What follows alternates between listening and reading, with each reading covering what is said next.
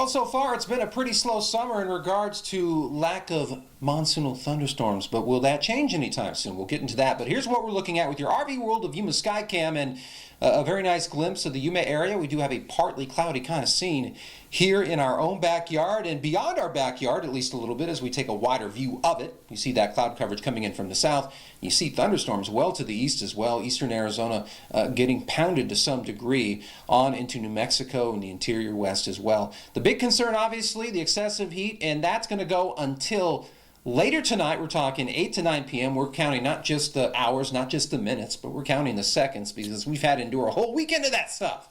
All right, here's what we're peeking at with the winds.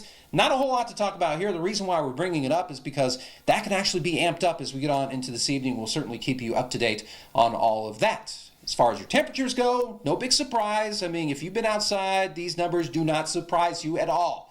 We're talking about 1 teens in the Imperial Valley. We're talking about 1 teens as well in the Yuma area. In particular, Welton and Tacna sitting at 113 degrees at this particular time. So it has been HOT hot to the excessive degree. Well, the excessive is going to back off because we do have high pressure in the four corners that is going to lessen as far as its effect is concerned as far as the heat goes, but it is going to continue to pump in some of that moisture over in central to eastern Arizona, and we could get in on that a little bit here and there. So not looking promising as far as any potential thunderstorms are concerned, at least not for the near future. Of course, your dew point numbers, we're going to bring it up a little bit here and there. We're talking overnights on into the morning, but then as we get into the heat of the day, that should dry up as we get on at least through the next few days. So again, thunderstorms not looking promising. Again, we're just delivering the package, telling you what's going on. And of course the winds are definitely going to be going on later tonight, and then they'll amp down, and then we'll amp them up again at least to some degree on Tuesday before we quiet things down. Your Metrocast, here's the expectation for tonight: 93 degrees by midnight,